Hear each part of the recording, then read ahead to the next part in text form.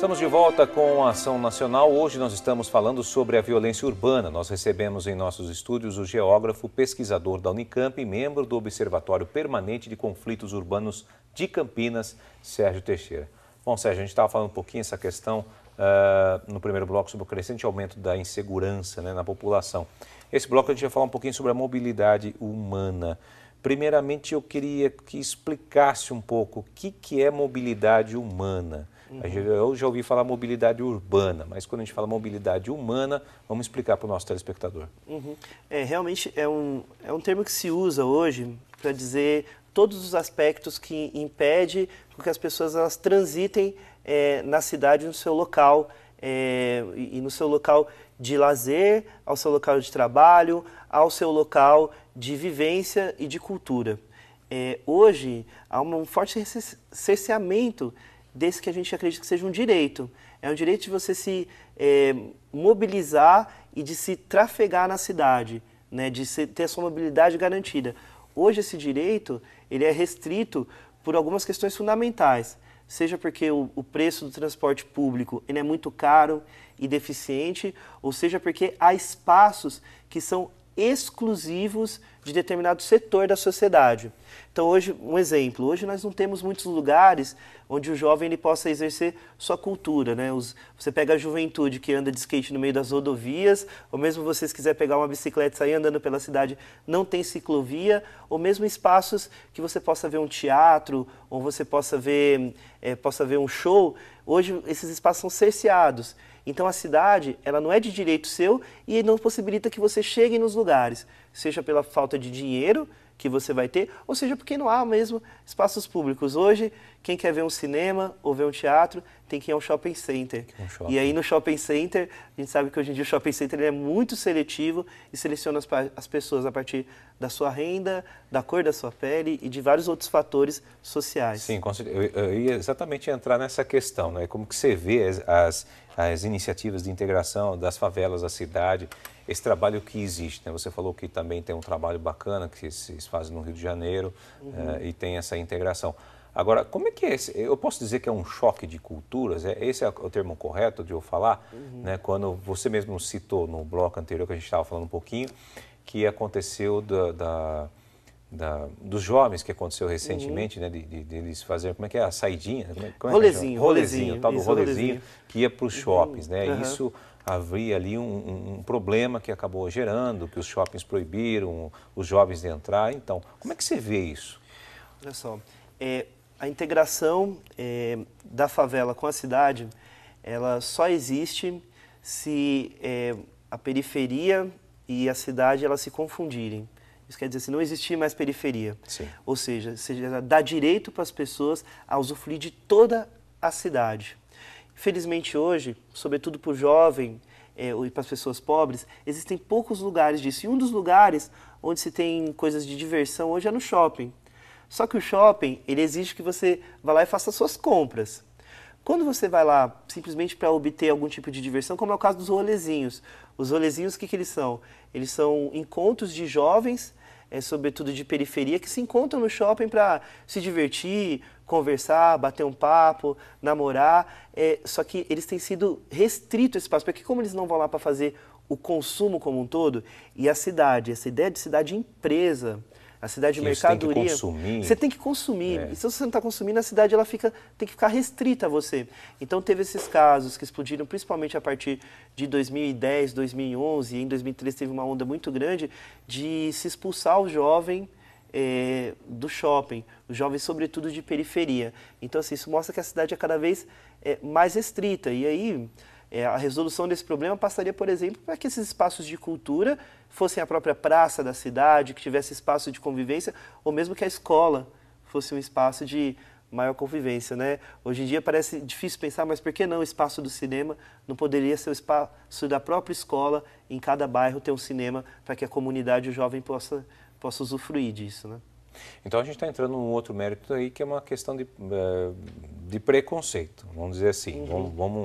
Você acredita aí que o preconceito no Brasil é institucionalizado ou depende só de atitudes pessoais? Olha, a pergunta ela é ótima. É ótima porque o Brasil, ele tem uma carga muito grande de preconceito relacionado com a sua própria constituição enquanto país. Nós somos um país que fomos, que a força de trabalho que constituiu a produção no país, ela foi a mão de obra escrava, né?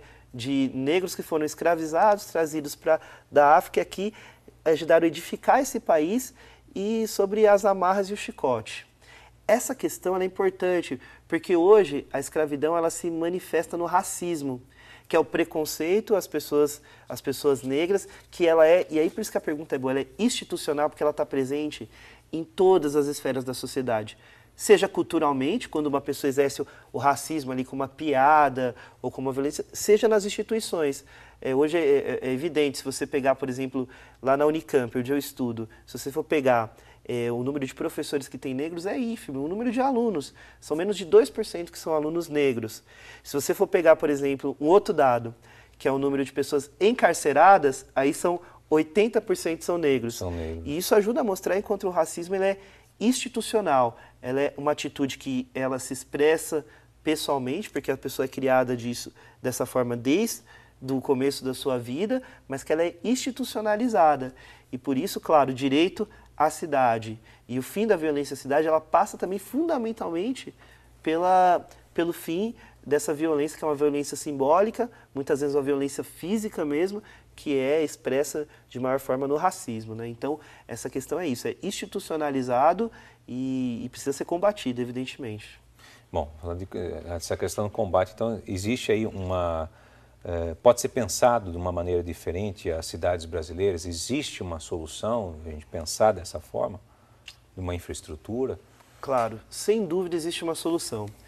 Para isso, é preciso que a população tenha voz na cidade. A ideia de uma cidade que ela tenha que ser vendida, que ela se apresente como um produto, como uma empresa, é que nem numa empresa mesmo. Numa empresa, se você falar mal da empresa, te mandam embora.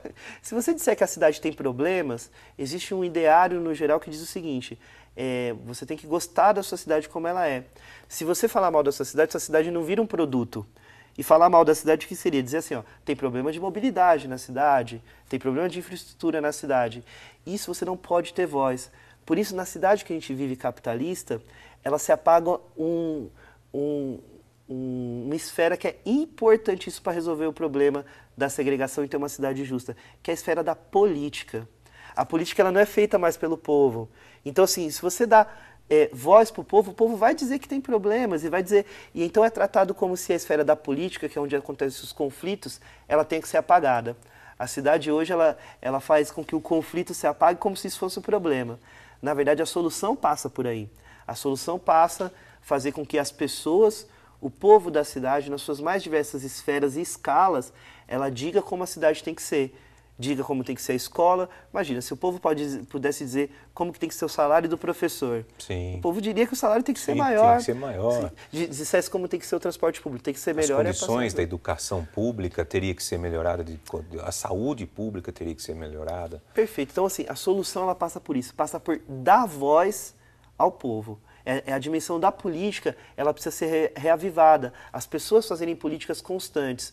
E aí isso entra nas esferas de reavivar e trazer de volta a ideia de que os movimentos sociais eles precisam ser ouvidos na política, de que toda forma de expressão e de ida às ruas, manifestar sua expressão e suas vontades, elas têm que ser legitimadas e tem que ter respostas para isso. Então, eu acho que tem solução à cidade, claro que tem, assim como tem solução à desigualdade. Isso passa por dar cada vez maior voz aos conflitos e, consequentemente, voz aos movimentos sociais e ao próprio povo. Sem dúvida, além de pastorais também que trabalham junto ao povo e também estão gritando, né, necessitando de ajuda. Agora, as cidades cada vez mais estão voltadas aí para o comércio, também para o lucro, como a gente estava dizendo aí. O que pode gerar empregos e desenvolvimento, mas necessariamente isso contribui para a inclusão social e também, consequentemente, a redução da violência? Não necessariamente. Porque, Quer dizer, vamos dar emprego para todo mundo e acabou. Essa é a solução. Não, não é a solução. Porque, olha só, você pode pegar um dado que às vezes engana. Você pode dizer, por exemplo, que há um crescimento do emprego, houve um crescimento do emprego nos últimos 6 anos. Mas que tipo de emprego que foi criado? empregos cada vez mais rebaixados do ponto de vista do seu salário e cada vez mais duros para o trabalhador. Vou pegar um exemplo do emprego que mais cresceu entre a juventude, que foi o telemarketing. O telemarketing obriga o jovem a ficar sentado 6 horas por dia, com problemas na coluna, problema de voz, sendo muitas vezes humilhado porque a empresa que ele trabalha não oferece um serviço bom e as pessoas xingam o pobre coitado, a coitada do telemarketing, em vez de direcionar sua crítica à empresa. E é um emprego que você paga, em média, um salário mínimo, sem direitos, sem muitos direitos, sem vale alimentação. Então, a criação só do emprego, ela precisa ser qualificada, precisa ser um emprego de qualidade que dê direito às pessoas. Em conjunto a isso, você tem que ter um serviço de seguridade social que aquela pessoa possa usufruir, que aí passa por ter um serviço de saúde bom, passa por ter uma escola boa e ser ancorado nos seus fatores mais diversos, como, por exemplo, ter uma aposentadoria boa, garantida e que tenha um serviço público que não siga a lógica da empresa. Porque, olha só, o que tem acontecido ultimamente, e isso é um ponto fundamental, é a privatização do próprio serviço público. Então, se você tem a cidade como mercadoria, tem que ser calada quem discorda disso. Não pode dar voz às pessoas. O serviço público que deveria resolver e dar uma seguridade social para as pessoas está sendo cada vez mais privatizado, jogado na mão de empresas que vai tratar o serviço público como uma mercadoria, né? Então, não vai contratar quando tiver contratação. E aí o emprego que vai ter é um emprego terceirizado, não é emprego por concurso público, com direitos garantidos. Então, essa dimensão do emprego ela é importante, precisa ser qualificada. Mas não é só um emprego. Tem que ter um emprego, e o emprego precisa ter direitos, e precisa, em conjunto com isso, direitos amplos na sociedade. E aí nós sabemos bem o que é educação, saúde, cultura. Bom, e no próximo bloco nós vamos falar sobre participação coletiva e papel das instituições públicas no Brasil. Nós voltamos já com Ação Nacional.